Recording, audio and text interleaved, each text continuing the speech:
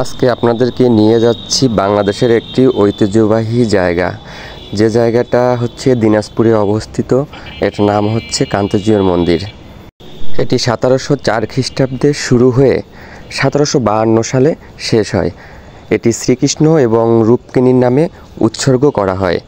তৎকালীন দিনাজপুরের জমিদার প্রাণনাথ রায় এর নির্মাণ কাজ শুরু করেছিলেন, কিন্তু এই কাজটি সম্পন্ন হওয়ার আগেই তিনি মারা যান।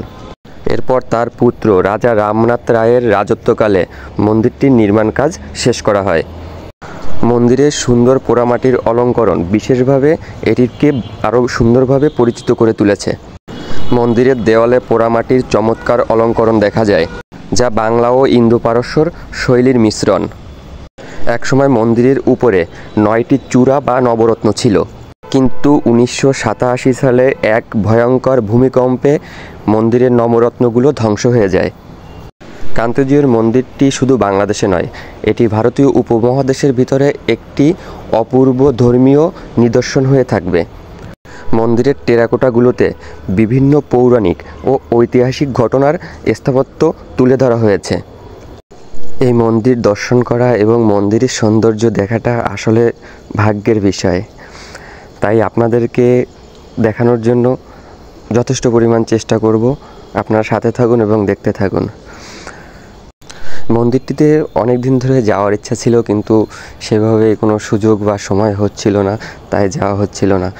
কিন্তু এখন বিশেষ করে মন্দিরটিতে 1 মাসব্যাপী একটি রাস উৎসব অনুষ্ঠিত হচ্ছে, আর রাস উৎসবে 1 মাসব্যাপী একটা মেলারও আয়োজন করা হয়েছে, তাই দেখতে চলে গেলাম। এখান থেকে সামনে যাওয়ার পরে দেখেন মন্দিরের ভিতরে আছে বিশেষ করে শান্তির প্রতীক কবুতরের অনেকগুলো বাসা। সেখান থেকে এই সাইডে রয়েছে অনেক মানুষের সমাগম, মানুষরা ঘোরাঘুরি করছিল, আর আমিও একটু ঘুরে ঘুরে দেখছিলাম যে কি অবস্থা। তারপর চলে গেলাম একটি বিশেষ গাছের কাছে।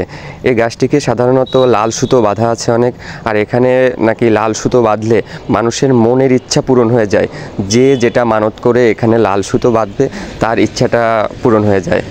মন্দির থেকে বের হওয়ার পরে চলে গেলাম একটু মেলার ভিতরে। এখানে মেলার ভিতরে যাওয়ার পরও লোকের প্রচণ্ড ভিড়, যাওয়া যাচ্ছিল না। তার ভিতরেও একটু দেখার চেষ্টা করলাম। বিশেষ করে এখানে ধর্মীয় যত জিনিসপত্র, মন্দিরের কাজে প্রয়োজনীয় যত জিনিসপত্র, এক কথায় হিন্দু ধর্মের যত প্রয়োজনীয় সামগ্রী এখানে পাওয়া যাচ্ছিল।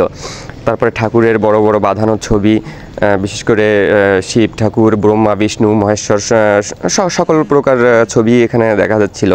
তাছাড়া দেখা যাচ্ছিল এখানে মন্দিরে ব্যবহার করা প্রয়োজনীয় যত জিনিসপত্র। কী ভাবছেন, শুধু প্রয়োজনীয় মন্দিরে ব্যবহার করা জিনিসপত্র ছাড়াও অন্য জিনিসও এখানে ছিল।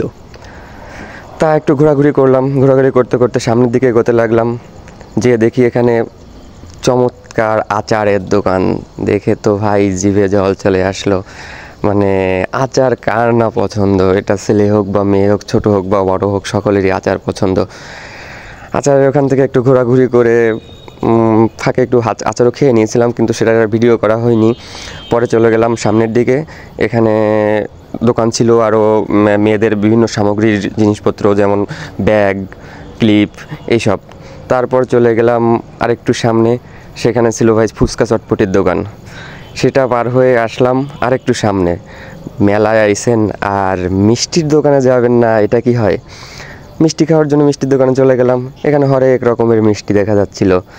এখানে দেখা যাচ্ছিল আপনার বিশেষ করে এটা মানে একটা কি বলবো ভাই, যাই হোক, বিভিন্ন টাইপের মিষ্টি, তো নাম জানি না।